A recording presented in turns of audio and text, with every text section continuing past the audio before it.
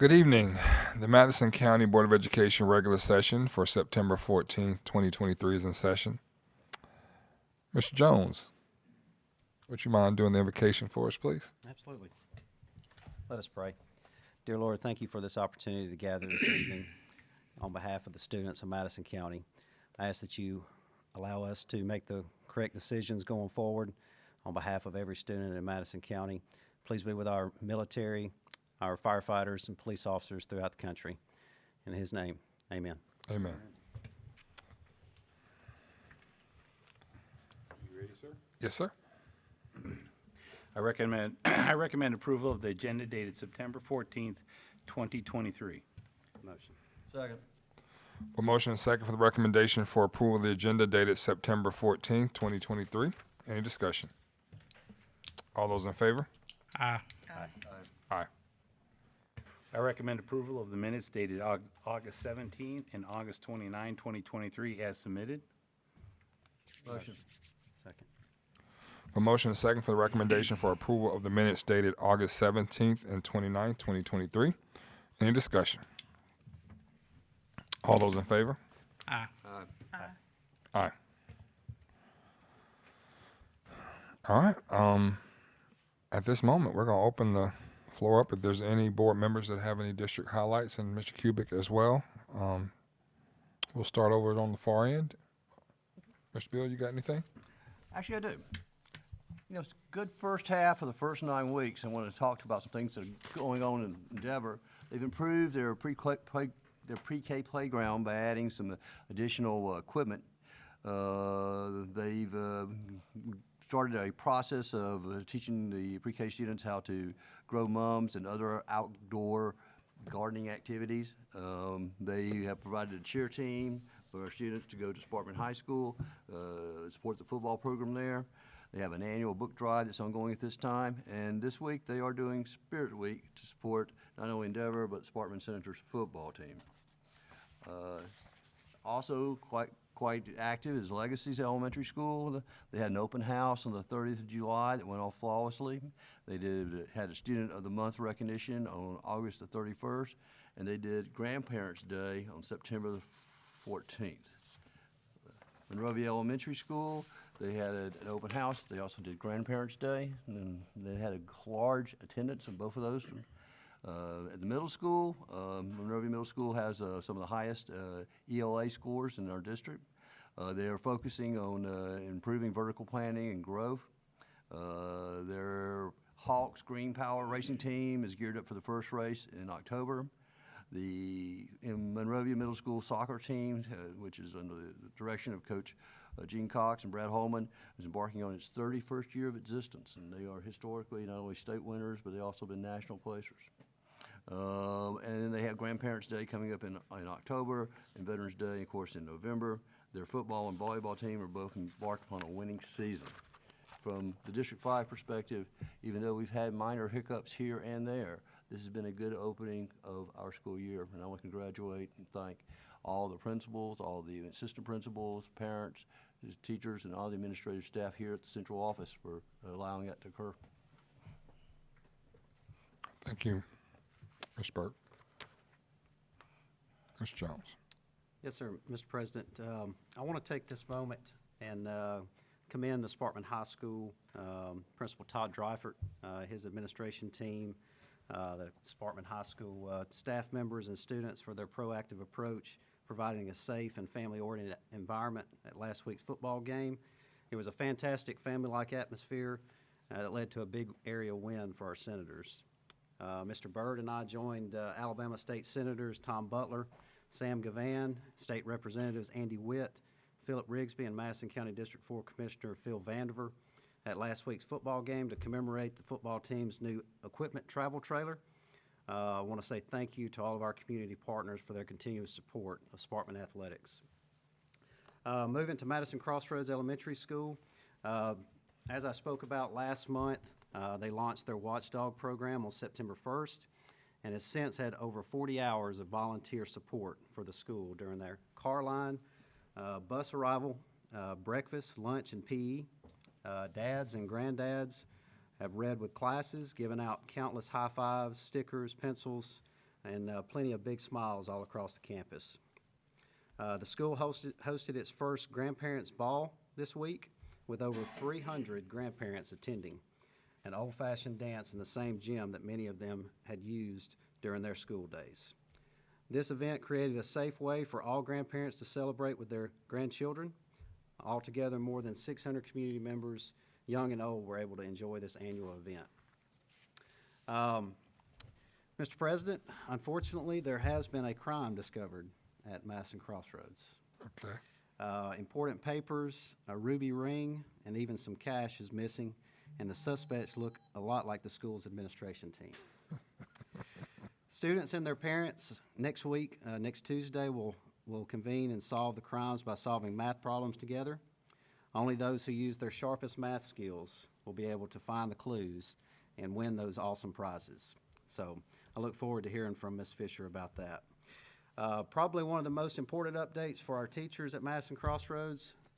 We are proud to announce in the coming days, room keepers, watchdogs, and big crew of volunteers will help our fourth grade teachers move into their new learning cottages and celebrate a new learning space together. I know this has been an extremely frustrating delay, but I want to say thank you to our valued teachers for their cooperation and patience during this time.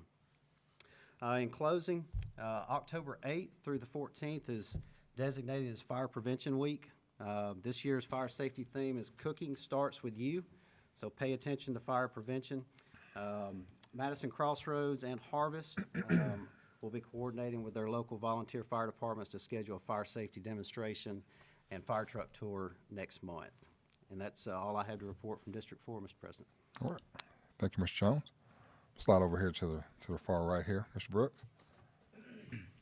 I have the Huntsville Elks Lodge paid for the entire 5th grade class at New Hope Elementary to go to space camp this year. Wow.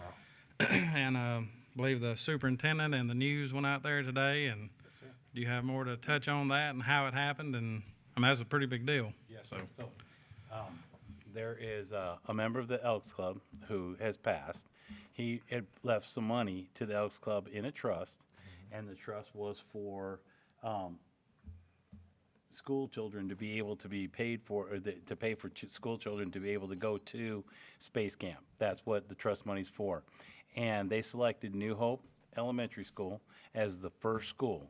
So this is the first time it's been accomplished. They've been working on it over a year. Wow. They kept it from the kids. The kids had no idea. The teachers had no idea. So there was a big celebration this morning out at New Hope Elementary School. Carter, I think it was 19 and 48 were there, the two news. Okay, 1948 and 31 were all there covering it. And so the Elks Club members were there, and Dr. Burton said, we have a secret surprise for you all. And they let the Elks Club tell them. And it was really kind of weird because it was kind of quiet at the beginning. And then they started realizing that, hey, they were getting to go to space camp, and it was for free. And so they all started jumping up and down and having a good old time. And it was, I mean, the Elks, the smiles on the members from the Elks Club were priceless because they were so excited to be able to do this for the school system, and the kids really appreciated it. And so they'll be going in May. So they'll be going to space camp for a week, and it was all funded out of this trust fund by Huntsville Elks Club. It's all paid for and everything, right? It's all paid for. Well, So, I appreciate the Huntsville Elks Lodge. That's a big undertaking. I appreciate that. Ms. Bates. So I think everybody here has had a Grandparents' Day. I want to thank April McCutcheon. That is the Grandparents' Day that I attended at RIS.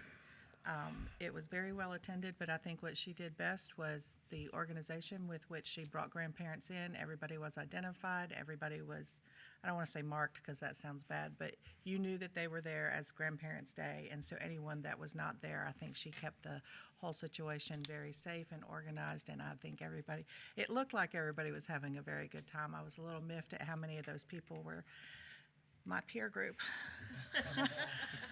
But other than that, it was really good, and I enjoyed it. It was a great opportunity to just get to see people interact with their kids or their grandkids at school, and I think the kids really enjoy that as well. Thank you, Ms. Bates. So I went to Meridianville Middle School, and we had our exploratory meeting, and we are actually in process of something that Mr. Jones talked about, the Watchdogs. We're looking at it. I think it's called Dad's on Duty, similar to the Watchdog program. But it was so delightful to see all these fathers, grandfathers at school talking about the plan. Some of them have started already going out to the school and just being hall monitors, checking doors. So very, very awesome. I signed up, even though my kids are now grown and out of school, so I'm on the list. So I'll be out there watching hallways, and I won't jerk any kids up, I promise. I told them that. I told Mr. Parkin that you know I love to see all these dads here giving back to the community. They realize it's the future, and Meridianville's a good school. So while I was there, I got a tour of the closet, the Caring Link closet, and I don't know if you guys have heard of this, but we have several in the district. And these are amazing closets, and they are all brand new clothes. If a student has needs, they can go in, no questions asked. We have one at Meridianville, we have one at Morris Mill, we have one, I believe, at Hazel Green.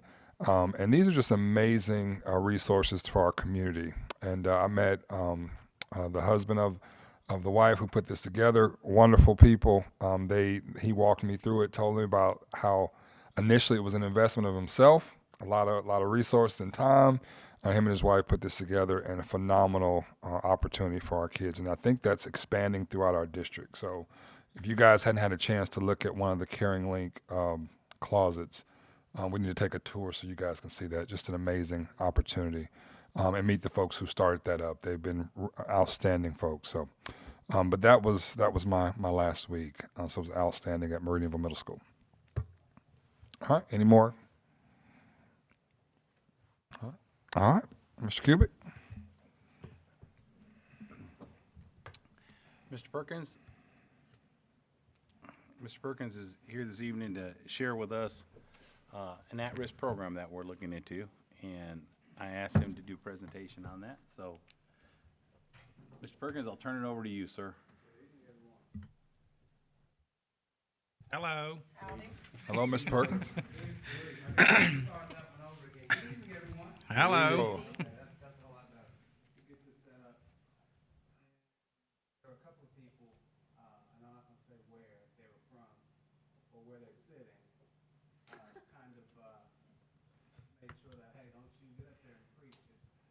Take too much time. And I just told them, when you're passionate about something, you can't help but, give it all you got, because you really want to make sure everybody understands what we're working with. And so I want to talk to you all and share a program that myself and my team had been working on. And it's something that is needful in our district when you start thinking about servicing our students. And I do want to just give a shout out to my team. They are fantastic. The passion, the love for kids, the focus on kids. We meet on Tuesdays generally, just so that we can kind of come together and talk about what's going on and what we're doing. And the conversations that we have are so rich that, I'm going to invite you all, board members, to come out there and to come out sometime and just sit in on some of those conversations so that you can kind of see, what our folks are talking about when it comes down to servicing our kids in our district. But I have there's a quote that I always quote because it means a lot to me, and it gives me my marching orders. And I feel like it should give all of us our marching orders when it comes down to servicing our kids. And it's higher than the highest human thought can reach. It's God's ideal for his children.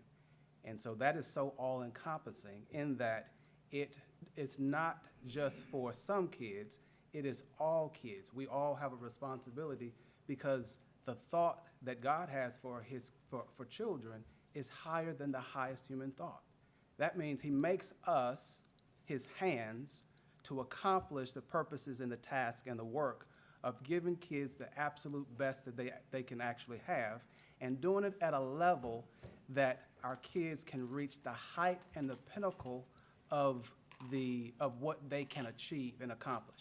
That's our job, that's our calling as a district, and we're always constantly looking for ways to plug and fill the holes within our system so that we're not missing kids. You know, Mr. Cubic and I talk all the time. We're always talking about, you know, making sure that we get 100% of our students everything that they need so that they can be successful. And, you know, it's a systemic mindset that we have to have in terms of making sure that we give kids what they need. And so one of the things, and, you know, some of the board members who may have been here, who were here earlier on, knew that, you know, whole child was a focus, was a big focus. And the reason whole child is a big focus is because when we're educating students, we're educating an entire child. And in order to educate an entire child, we must be able to meet the needs of the entire child. That means that if a kid comes into our classrooms or into our district, we've got to look at that child from every aspect of that particular child. Mental, physical, emotional, spiritual, every part of that child, we've got to be able to have things in place so that if that child is missing something, we can meet that need, whether it's through services that we have within our district or whether it's push-in services from community partners.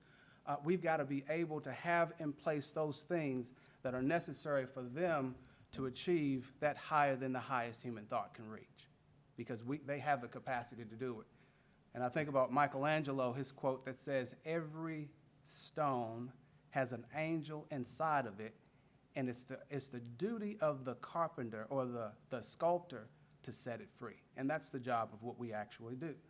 So whole child is a big, big approach. It's a mindset of looking at every child and making sure that we're meeting every individual need that that child has, whether it's something that we give them from a district standpoint or whether it's someone from the outside who can push in to give them what they need. And we have to also understand that a child is always connected to the family. So then services that a child need may be something that we may have to spill over into that family as well. And so I want to just kind of talk to you all about, so when we look at whole child, we're looking at the child being safe, healthy, engaged, supported, and challenged. And that pretty much makes up what the whole child is. So when you're looking at our data and our district and things of that nature, we look at percentages. And we look at our and I'll just take graduation rate for an example. You know, when we have a high graduation rate, we celebrate, whether it's 95, 96, 97%, we celebrate that rating. But we still have to look at there's still 5%, there's still either 4%, there's 3% that's missing. Our goal is not for 95%. Our goal is for 100%. Our goal is for 100% of our students to get 100% of everything that we can pour into them. And oftentimes, our kids come to us with various issues and that may not stem from being in our district. It could be home situations. It could be any number of situations that they come into. It could be something, and usually a lot of the time, the vast majority of the time, it's nothing that they have done that places them in that situation. There are what's called adverse ACEs, adverse childhood experiences. And those ACEs, those adverse childhood experiences, are negative experiences that students have or they come to school with. And each one of those negative childhood experiences, the more a child has, the less they have, the less that they potentially could achieve. But every time you connect them with a resource, every time you connect them with an adult, a caring adult to meet their needs, it actually eliminates and offsets those negative or adverse childhood experiences. So with those things in mind, we have to have the mindset of we've got to do everything that we can to offset those negative childhood or those adverse childhood experiences. And research suggests that children who are at risk or have high numbers of adverse childhood experiences have a lower rate of living. They die early. I mean, literally die early. And the thing is, when you can put things in place to offset that, their life expectancy has a tendency to rise. So when they have negative experiences, it lowers their life expectancy. But when we instill those positive things in their lives, it raises their life expectancy. So you think about hospitals, and you think about doctors, and you think about what they do on a continual basis, and we have the mindset that these individuals are dealing with life and death. Well, guess what? Every single day, we are dealing with life and death in our schools. Every single day, we are dealing with life and death with our children, because what we put into them can cause their life expectancy to rise, or what we don't put into them can continue to cause the life expectancy to fall. So it's important that we put in place those things that take care of those needs. And so one of the things that we've looked at is creating an at-risk program that is flexible to the point that it individualizes giving students the things that they actually need in order to be successful, in order to level the playing field, or in order to give them a heightened opportunity to achieve. And so this basically, the program that we have been working on, that we're putting in place, is specifically for at-risk children, because a lot of times when you start looking at at-risk, that is a population that has a tendency to be overlooked in the sense of not having in place those things that are needful for them to be successful. The purpose is to provide a comprehensive, tailored educational experience to meet the unique needs of an at-risk child. And since I've been in education, I have probably run across, multiple students throughout the years who have had unique situations that we have to have things in place to actually meet those students' needs. And so the program is aimed at creating a nurturing, empowering learning environment that supports these students and helps them to achieve full academic, full social, and full emotional potentials. So what is an at-risk child? So an at-risk child is defined as a student who's likely to have the potential to fail or to drop out of school because of different reasons in very unique situations. I'll give you an example. And we have had these examples, and I'm gonna do it in generalities as to not violate any kind of FERPA or HIPAA or anything of that nature.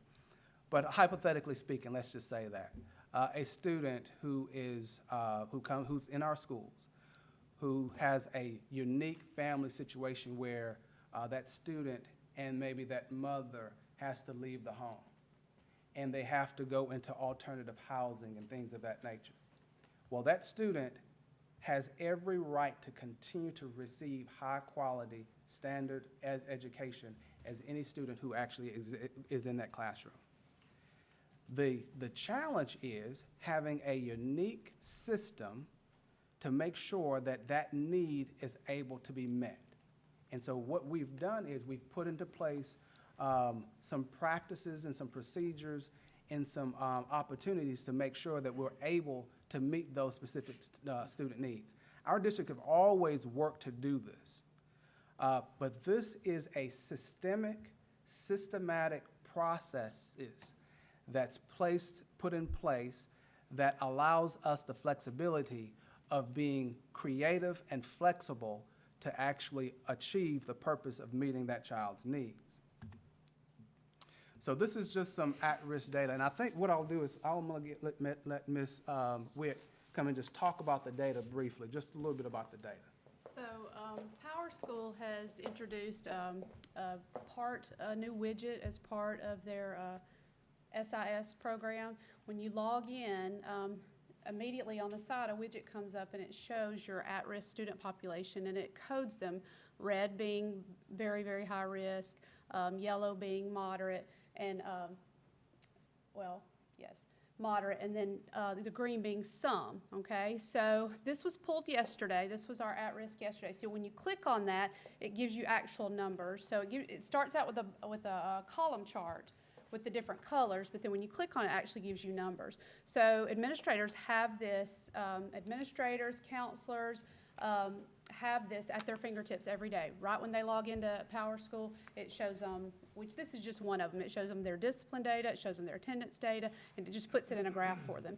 So this was the first time this was introduced, was this year, and I pulled it up yesterday, and students are given a score from 1 to 4, and right now it's only based on attendance and grades. Eventually behavior will be part of that. It's just not part of it. Power School's not ready yet. So as soon as Power School and the state gets that ready, we'll have that too, and behavior will be factored in there as well. Because that's what we look at. When we talk about at-risk kids, we're talking about kids who not only have attendance issues, they have grades issues and behavior issues, all three, okay? But this right here, these numbers just reflect attendance and grades, okay? So what we have, when you add this up, we've got 8,790 students out of 20,575 who have some varying degree of at-risk status, whether that be some, moderate, or high. Well, that's 43% of our overall student population. So that's a big deal. And then we've already got 2% at 30 days into the school year who are considered high risk. So we've got to really get in and figure out who these kids are and start providing them the support and the help that they need to get them out of those categories. The grades, is that from the current year or last year or a combination? So it's this year. All this data is this year. So, I guess I have a question about that. Okay, you can ask a question, yeah. So, is there a criteria for some? Is that absences, like a certain number of absences? Yes, and there is actually, and we'll share this presentation with you. I was not going to go into the details of that because Okay, it's pretty, but there's an index that they use for attendance and for grades, and it is actually in this presentation. It's just hidden right now, but I'll share that with you, and it puts it in a chart and graph and tells you exactly what the criteria is. Gotcha, thank you. So this is just some of the key components of the program, which allows us to have the flexibility of meeting those specific student needs. So basically, when you start looking at curriculum, we have the option of doing virtual learning in combination with some in-classroom learning, which is a hybrid modality of instruction. Some of the programs that we're able to access is the Access program, Schoology, which is basically a platform that you put information in to serve and to work with students. Edgenuity, actually a curriculum that actually allows you to be able to work through particular class information, and then Google Classroom. So those are just 4 that we have up here. The way that the program is structured so that if these modalities of learning do not meet the child's needs, when we come and meet, so there's a committee that will meet along with an at-risk facilitator, and we will discuss how do we make sure that little Johnny or little Susan has the things that they need to actually be successful. These are the issues that they're having. This is their at-risk behaviors, or whatever you want to call that. These are things that we can put in place. It's almost like an IEP, but it's more of an individualized plan for at-risk students. And it's monitored on a continual basis to make sure that they're meeting the criteria. And the thing is, it's not just for students in the sense of we work with the students and that's it. It is working with the students, working with the families, working with the parents, whatever it's needed, surrounding them with the resources and the connected services to make sure that they're getting the things that they actually need. So when you look at the curriculum integration, and these are things that we integrate with curriculum. So you have the curriculum portion, but then you have the integrated services that will be utilized to help to offset, to build up, to strengthen, to guide, to direct what a student might need. So they may be suffering or having issues academically, but the academics may be a outworking of something that's creating a behavioral issue or even a mental health issue. So the integrated portions are, so we're integrating positive behavior and mental health supports, utilizing individualized intervention strategies, creating goals, as well as incentives, connecting with career readiness opportunities through our local community partners. On Wednesday, our team, along with the instructional department, met with 45 community partners. We have community partnership meetings 4 times a year, and we met with 45 of them, of the partners, and they are all on board and ready to jump in and assist wherever we need a group, services for our students. And so we have resources galore that's ready to connect with this and connect students with opportunities. Empowering parents through engagement events like parenting workshops and student progress conferences. And so it's important that students who are deemed at risk have, whether it's parent connectedness to it or guardian, whoever is in charge of that student outside of the school day. It is important. It's important, and part of the plan will require connecting with parents as well. Mr. Perkins? Yes, sir. I noticed that we're talking about hybrid learning, and we're talking about, we start thinking about what procedures we're going to use to prevent cheating? Because anytime we do online learning or online, cheating is quite a problem to determine. Well, so anytime you're dealing with virtual learning, you're going to have you got to have some modalities and mechanisms to actually look through that.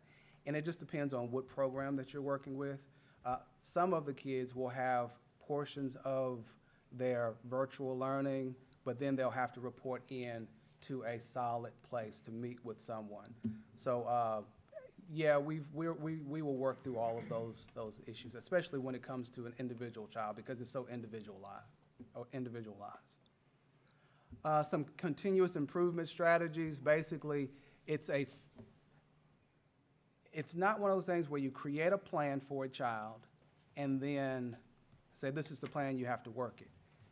Through looking at assessments, looking at data analysis, will actually determine, how you move within the cycle of that student's plan. So if we need to refine the curriculum, look at areas where we need to make adjustments, we have the flexibility to be able to do that. To revisit and revise teaching strategies. If something's not working, it's flexible enough to be able to pivot to make sure that what that child needs actually works. Identify and address gaps in supportive services and things of that nature. So if there are gaps in terms of services, we're connecting those students to those particular services. And it's systematic and it's systemic in that it's not one of those things where it's just kind of like just anybody, kid just come and do it and we just give them something and they move. It is a continual monitoring, continuing looking at the data and making sure that they're actually getting what they need. The staff that's involved. So we have should include all of these individuals. At-risk facilitator, that's an individual who will facilitate the program. But teachers, administrators, support staff, counselors, social workers, special education teachers, all of these individuals are a given of these are individuals who will work with the student or work with the planning process to get what they need. Could include represents those individuals based on what that child or that student needs any one of these individuals can be solicited to come in and add and help provide the needs of our students. So if you look at, it's a wide list, and every one of these individuals, these are individuals that we actually have connection with. Community partners, we, like I said, met with 45 of them just on Wednesday. We've met with an organization on Monday that they have a lot of counseling opportunities and things of that nature. We met with a group on Monday that has a drug rehabilitation program. I mean, there's so many resources out there, and they need to be connected, and this is what this program is doing. It's going to connect those resources to individual students' needs, and we will look at students on an individual needs basis. It's not going to be a cookie cutter program.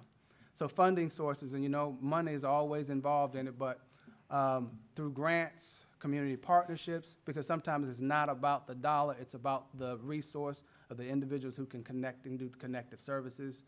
Government programs dedicated to supporting at-risk students. So basically, the program is meant to be transformative. It's meant to give our at-risk population all the support so that they can achieve and reach the heights and the goals that they need to achieve. So with that, any questions? Yes. Quick question. So with our current structure of staff and who we have, I like the plan. I like the thought and what we're trying to accomplish for every child, providing those resources and supports around the child. Fantastic. Do we have, and I know you mentioned grants and other opportunities, do we have the capacity currently to implement that? Or is it grants will come, then we have to add some more supports, or is that able to be embedded currently in our current structure without undue additional workloads on staff and other? Yeah, so right now, we're actually hiring an at-risk facilitator. And it's an individual who's as a teacher resource, who will be able to kind of oversee and facilitate, you know, making sure, sticking with those kids directly. So a child, when you start looking at a student and you look at their individual needs, and as we sit down with the committee that actually will look at and evaluate what a particular child needs, if that child needs social services, well, we have social workers that we have on staff that can actually meet that child's needs. If it's something where it's a nursing services and things of that nature, we have individuals on staff that could actually meet that student's needs, and we would just have to plug them into it. There are multiple outside groups as well that could actually do some push-in services as well. So starting out in a small capacity, looking at our needs and breaking down the at-risk numbers, we're going to be able to make it work until it continues to grow, and then we'll actually add on and things of that nature as we see the program progress. So, thank you. So, will there be additional, I know you got attendance, you got grades. Is there a way that you all will try to create an ACE score for a child based on some additional factors? Or is that pretty much the factors we're going to operate off? So those are factors that's outlined and mapped out in PowerSchool. Right. But when you start looking at adverse childhood experiences, there's a whole list of those. Right. When you start looking, so referrals, so our counselors can refer individuals. Our social workers who are out there in the community and working with students can refer individuals. Even our nursing services in schools, they can refer. And so once we look at, you know, what the referral is, we will look at it and then determine what that specific need is for that particular student. So there are multiple factors that we'll look at, determining the level of at-riskness determines the level of supports. Right. Not all students will need the exact same, amount of supports. Some will need more than others. And is there, my last question for this topic, is there, you guys thought about how do you quantify the result, the success, or if it's working, if it's not working, do y'all have a measure in which y'all quantify the outcomes? Like, you know, Well, one, Well, she said yes. one that graduate, but Right. you should, we should see a movement in the general data that other students across the district we look at anyway. So the baseline is the normal student with minimal They need- ACEs. That'll be the baseline, and then you'll see this child that has it and possibly try to move them closer to the baseline. Absolutely, yeah. However that looks. Yeah, however that looks, Yeah. because we have multiple criterias now, that's just generalized criterias that all students have to attain to. Same type of data points we'll use to judge effectiveness.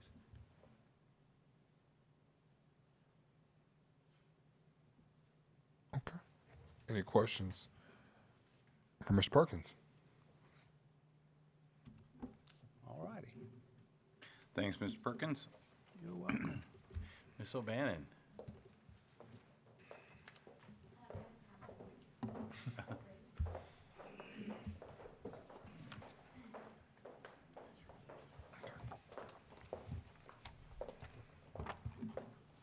You all have a budget booklet in front of you. I want to apologize right off the bat.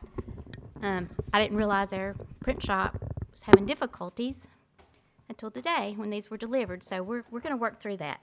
But also, so we ended up, some are black and white pages, some are color, it's just, but the numbers are in there and what you need. There might be some pages you want to tab, particularly when it comes to local revenues and support there. But I'm going to cover 6 pages, what I did. And I wanted to piggyback on Mr. Perkins. This booklet, our annual school budget, and you have PowerPoint already that I sent to you electronically. It's basically the same. We've added a few things in here, staffing reports and things of that nature that I'll show you.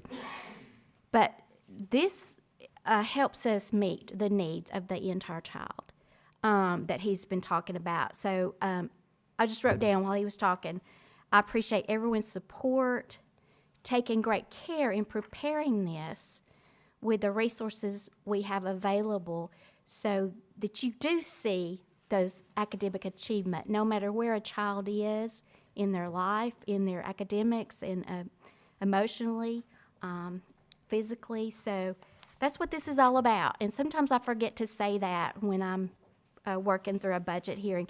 But again, we're going to reference 6 pages. And if you have any questions now or later, that'll be perfect. But what I basically did is I took what we went through last week and I pulled it all together in this booklet, brought it forward. Again, I'm going to be referencing a few pages, but first, if you'll look at page 1, for the summary of the strategic plan, if you'll follow along with me, we developed this 5 years ago and still working with this, and I know you're well aware that you guys, as the board members, the superintendent, the staff, the leadership team, we're getting prepared to build on this to keep it relevant and for our students and our staff and our communities, keeping this relevant and modifying for any adjustments and changes that we need to make as we move forward with our strategic plan that's coming up. So now if you'll move to page 5. This is the final summary budget exhibit that is in your agenda tonight when we get to approving the budget. It's broken down by fund types that we covered last week. The first column reflects the budget projections for general fund, with net operations projected at $6.4 million and a projected ending fund balance that we discussed of $51 million. It's around 2.5 to 3 months operations. And I'm going to further recap that on the next page. But first, if you'll look at the capital projects fund type, this includes, looking down at the bottom, the projections for year end. This includes the fleet renewal funds that we use to purchase our buses from the state and the state capital money that we use to pay down debt to help defer some cost in general fund. And that's like $7 million. The rest of this will go entirely for our new school and for furnishings with the new school. So, if you have any questions about special revenue funds and all that, remember it's in your PowerPoint from last week, okay? Or you can ask me at any time. So the next page. This is our final numbers for general operations budget. And remember, I covered last week the reason and reasons our fund balance increased and is increasing over the last several years. I'm going to recap those one more time because we haven't had this type financial condition, and I just want you to understand how we got here. So it was the great economy surge prior to COVID with our sales taxes.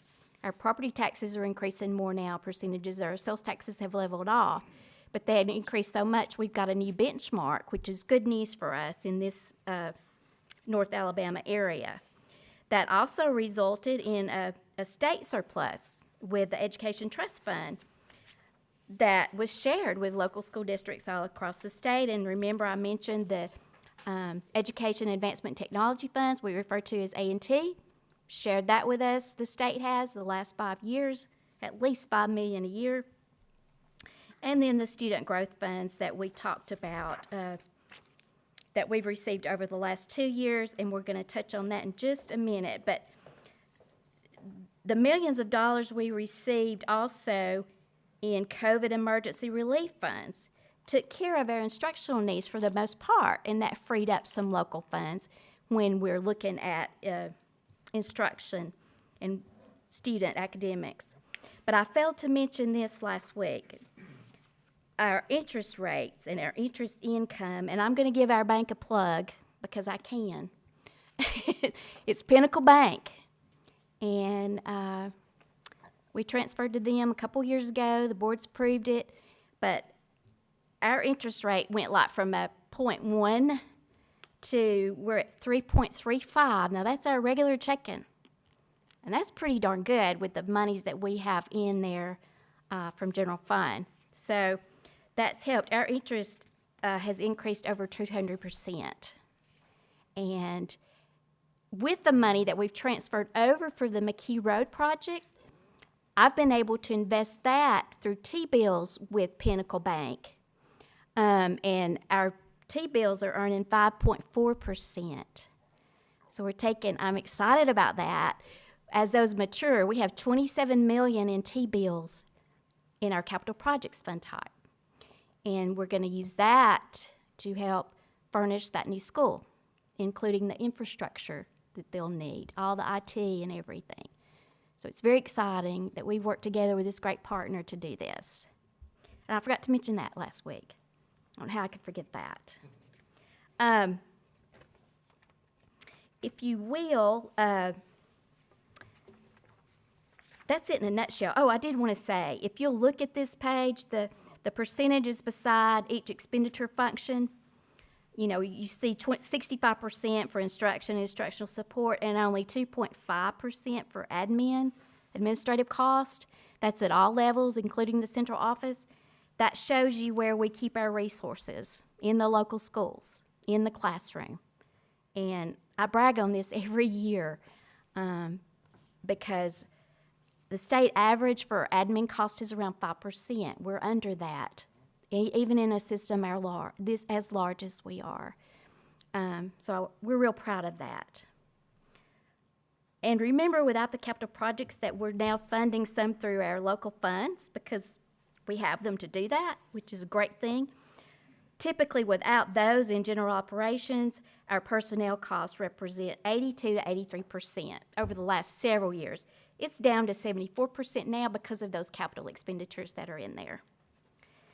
So we're moving to the back. If you'll go to page 49, this is our staffing summary.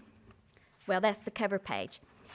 We had another little issue today. Page 50, I had to pull out and insert correct numbers because the support numbers were not correct for the prior years. Sorry about that. Your sheet's accurate. So we just had all kind of printing fun things today. But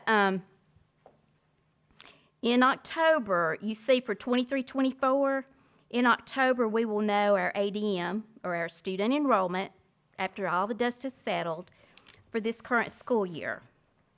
And that will be used to determine our foundation program earned units when the legislators meet in the spring to determine how we'll be funded with this through the state foundation program.